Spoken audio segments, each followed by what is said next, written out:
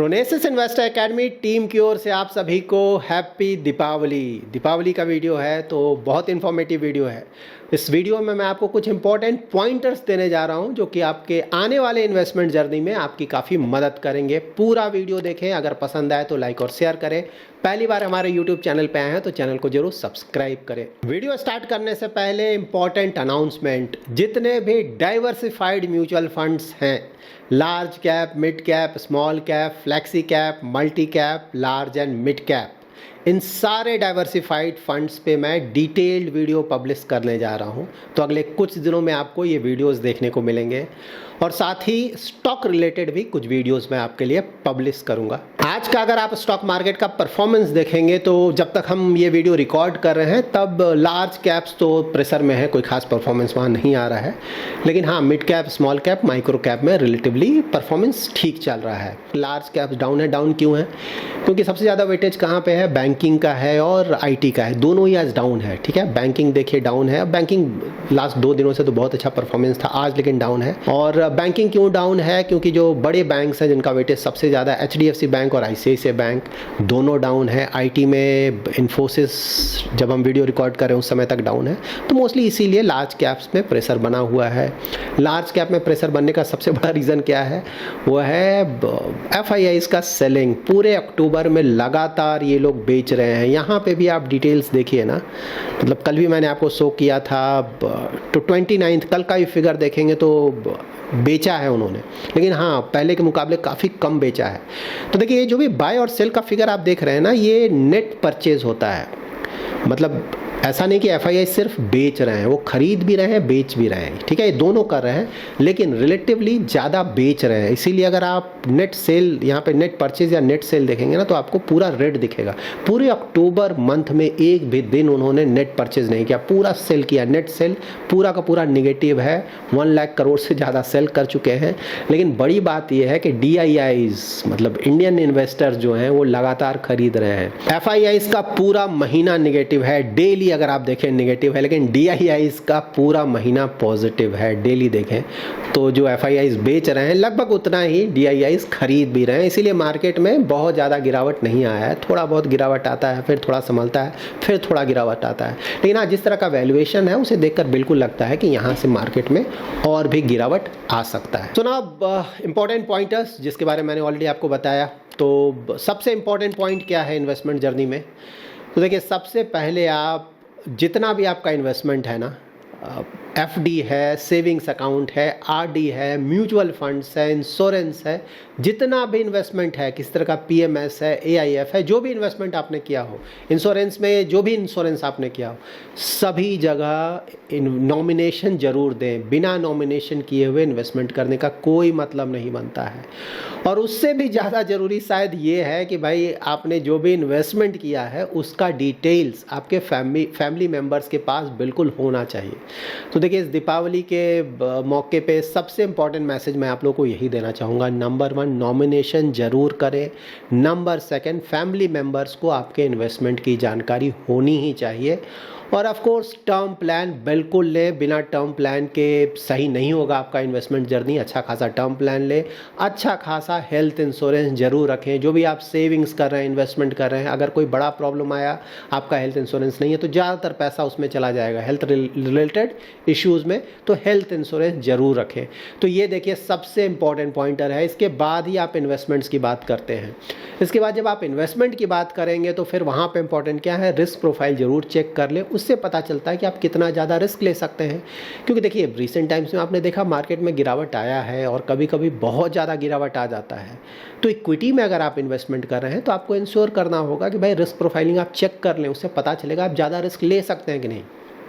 अगर आप ज़्यादा रिस्क ले सकते हैं तभी आप इक्विटी में इन्वेस्टमेंट करेंगे।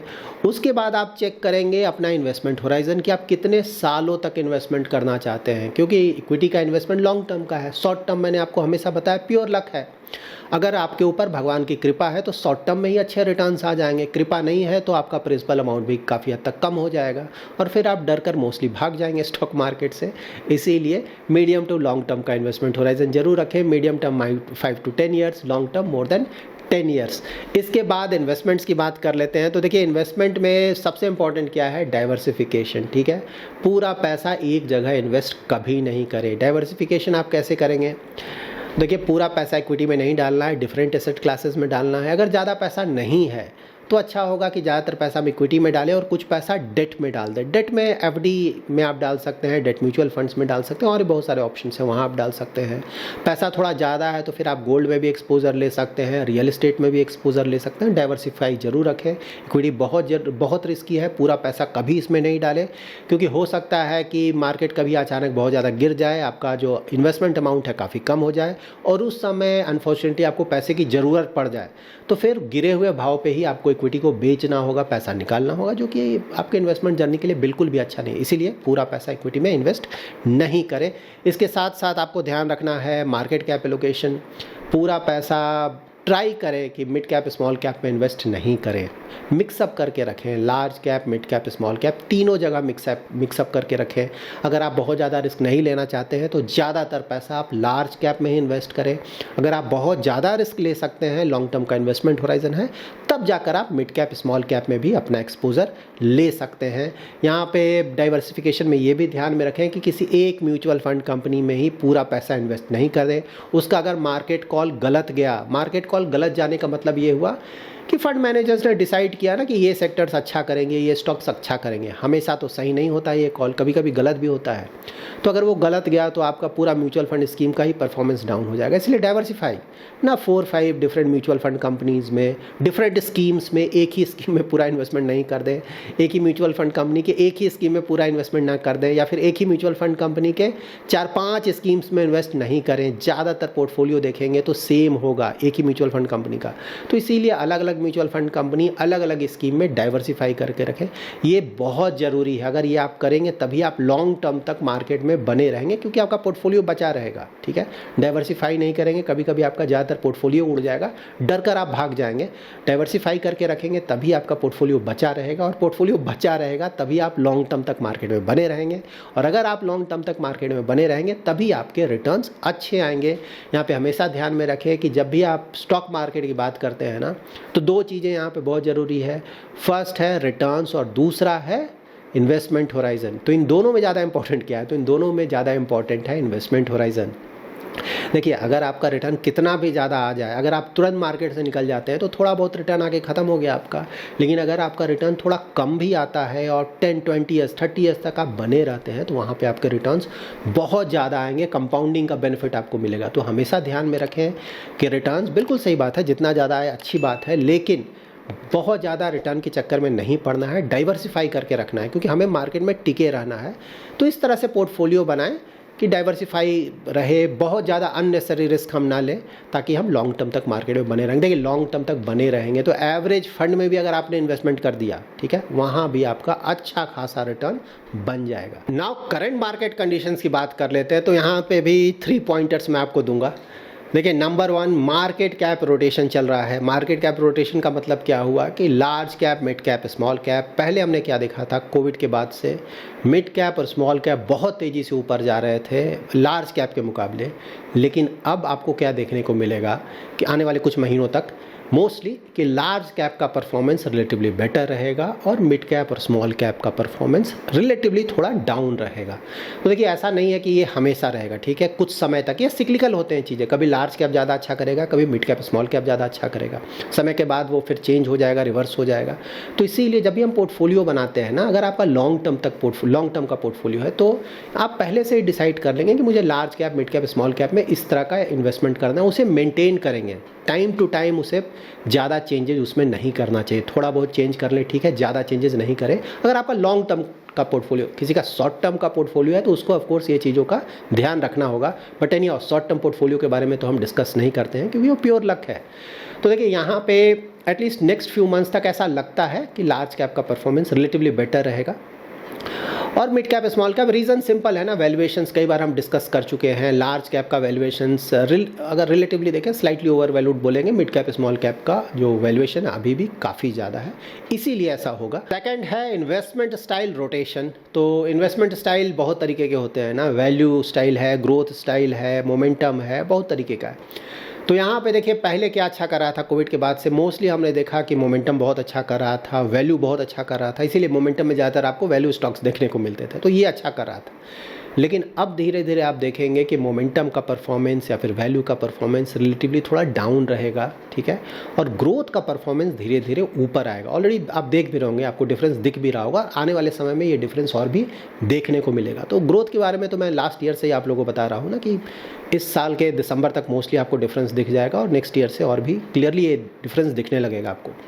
तो ये भी हमें ध्यान में रखना चाहिए। अगेन यहाँ पे वही बात है, लॉन्ग टर्म में चीज़ें मैटर नहीं करती हैं, सिक्लिकल होती हैं। बट हाँ, इंडिया एक डेवलपिंग कंट्री है, तो यहाँ पे अच्छा यही होगा कि पोर्टफोलियो में हम जो ग्रोथ स्टाइल वाले स्टॉक्स हैं या फिर म्यूचुअल फंड स्कीम्स है उसका एलोकेशन रिलेटिवली हम ज़्यादा रखें, वैल्यू रखें, लेकिन ग्रोथ का एक्सपोजर ज़्यादा होना चाहिए लॉन्ग टर्म पोर्टफोलियो में, वो रिलेटिवली बेटर होगा। शॉर्ट टर्म अगेन आपका लक है, आप जो चाहे करें। थर्ड पॉइंट है सेक्टर और थीम रोटेशन। तो देखिए पहले क्या अच्छा कर रहा था ना, पीएसयूज़ का ऑलमोस्ट 2 ईयर से बहुत अच्छा रिटर्न, पीएसयूज़ में भी पीएसयू बैंक्स का परफॉर्मेंस या फिर रेलवेज डिफेंस का परफॉर्मेंस बहुत अच्छा रहा।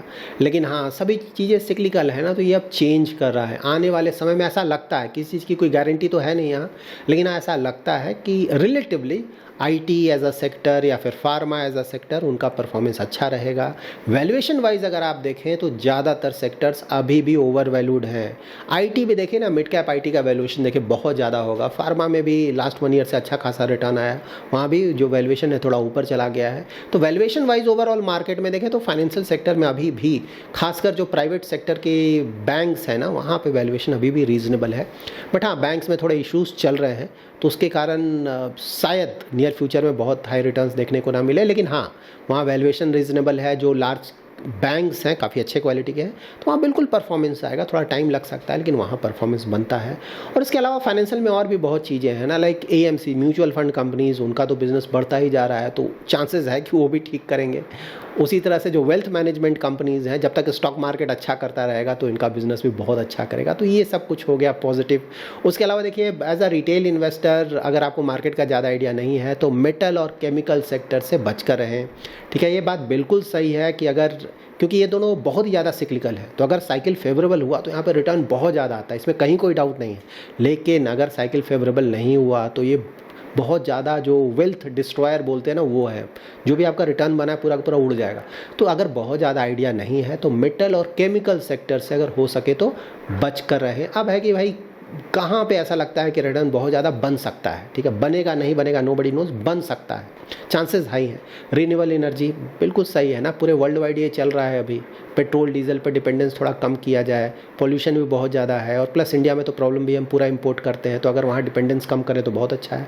तो रिन्यूएबल एनर्जी वहाँ देखा जा सकता है। डेटा सेंटर बहुत इंपॉर्टेंट है, सभी कुछ डेटा, एआई चल रहा है अभी, आने वाले समय में और भी बढ़ेगा, तो डेटा सेंटर अगर उससे रिलेटेड कोई कंपनी है तो उसे देखा जा सकता है। कॉन्ट्रैक्ट मैन्युफैक्चरिंग, इंडिया में मैन्युफैक्चरिंग को बहुत ज़्यादा इंपॉर्टेंस दिया जा रहा है, तो वैसी कंपनी जो कि कॉन्ट्रैक्ट मैन्युफैक्चरिंग कर रही हैं उनका बिजनेस बहुत तेज़ी से बढ़ेगा और भी बढ़ेगा आने वाले समय में।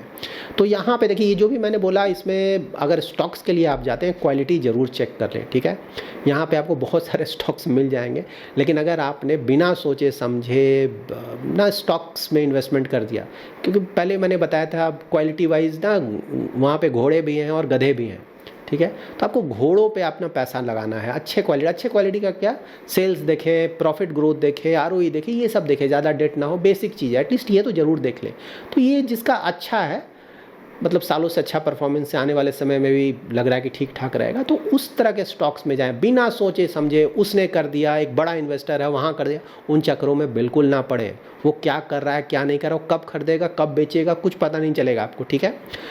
तो बिल्कुल आप देखें और जाने कि बड़े इन्वेस्टर्स क्या कर रहे हैं, लेकिन उन्होंने इन्वेस्ट किया इसलिए मैं भी इन्वेस्टमेंट कर दूंगा, ऐसा बिल्कुल भी सही नहीं है। आप खुद का ओन रिसर्च ज़रूर करें और बेसिस योर कंफर्ट अपना कॉल लें। तो आज मैं जो सबसे इम्पॉर्टेंट पॉइंटर स्टॉक इन्वेस्टमेंट का है, जो सबसे इम्पॉर्टेंट जिसे पैरामीटर बोलते हैं, उसको कवर कर देता हूँ। तो देखिए, जब भी आप स्टॉक्स में इन्वेस्टमेंट करें ना, तो आरओई ज़रूर चेक करें। रिटर्न ऑन इक्विटी, इसका फार्मूला होता है net income, that is net profit divided by share holder equity. तो मतलब कि शेयर होल्डर्स का कितना पैसा इन्वेस्ट हुआ है यहाँ पे, वो हुआ, और नेट इनकम, नेट प्रॉफिट। तो देखिए, यहाँ से ये पता चलता है आरओई से कि आपने जो पैसा इन्वेस्ट किया, शेयर होल्डर, जैसे अगर मैंने इन्वेस्ट किया तो मैं शेयर होल्डर हूँ, तो शेयर होल्डर ने किसी कंपनी में जो पैसा इन्वेस्ट हुआ है, उस पैसे पे कंपनी कितना रिटर्न जनरेट कर पा रहा है। सिंपल, आरओई का मतलब यही होता है। तो देखिए, यहाँ पे लार्ज कैप के स्टॉक में अगर आप इन्वेस्टमेंट करते हैं, तो लार्ज कैप जनरली क्वालिटी अच्छा होता है, कैश फ्लोज भी उनका अच्छा खासा होता है, तो वहाँ पे 14-15% के आसपास भी अगर आरओई आपको मिल रहा है लार्ज कैप में, तो उसे अच्छा माना जाएगा। उसी तरह जब आप मिड कैप में जा रहे हैं तो रिस्क बढ़ रहा है, तो वहाँ पे है कि भाई ज़्यादा रिस्क मैं ले रहा हूँ, तो मुझे 18-20% का आरओई दो। और जब आप स्मॉल कैप में जा रहे हैं तो और भी ज़्यादा रिस्क ले रहे हैं। तो जैसे जैसे आप रिस्क ज़्यादा ले रहे हैं, तो आपका एक्सपेक्टेशन ये होना चाहिए कि भाई रिस्क मैं बहुत ज़्यादा ले रहा हूँ, तो रिटर्न भी मुझे ज़्यादा मिलना चाहिए। बहुत ज़्यादा रिस्क लेके अगर रिटर्न कम आ रहा है, तब तो सही इन्वेस्टमेंट नहीं है। तो उसी तरह स्मॉल कैप में ज़्यादा रिस्क है, तो वहाँ आरओई 20% प्लस हम देखेंगे। तो आरओई ज़रूर चेक करें। अगर आरओई नहीं है किसी कंपनी का, तो मतलब आपने जो पैसा इन्वेस्ट किया उस पर कोई रिटर्न ही जनरेट नहीं कर रहा है कंपनी, तो इन्वेस्टमेंट करने का मतलब नहीं होता है। यहाँ पे पीएसयू रिलेटेड आप लोग के बहुत सारे क्वेरीज आते हैं। देखिए, पीएसयू मैंने पहले भी आप लोग को बताया कि बहुत ज़्यादा रिटर्न आ चुका था, ठीक है, और 30-40% गिरा भी है, बात सही, लेकिन अभी भी बहुत सारे पीएसयूज़ का अगर आप वैल्यूएशंस देखेंगे तो अभी भी ज़्यादा है। ज़्यादा अब कम हम देखते हैं फंडामेंटल के बेसिस पे, तो उनका सेल्स ग्रोथ देखें, प्रॉफिट ग्रोथ देखें, आरओई देखें, तो पहले का परफॉर्मेंस कैसा रहा है, नियर फ्यूचर में कैसा परफॉर्मेंस आएगा, ये सब देखकर अगर आप वैल्यूएशन देखेंगे तो अभी भी वैल्यूएशंस ज़्यादा है वहाँ पे। तो किसी को अगर पीएसयूज़ में इन्वेस्टमेंट करना तो सोच समझ कर करें। अभी भी ऐसा नहीं लगता है कि नियर फ्यूचर में कोई बहुत ज़्यादा अच्छा परफॉर्मेंस आ सकता है। तो that's it in this video. अगर आपको ये वीडियो पसंद आया है तो जरूर लाइक एंड शेयर करें। पहली बार हमारे यूट्यूब चैनल पे आए हैं तो चैनल को जरूर सब्सक्राइब करें। Thanks lot for watching.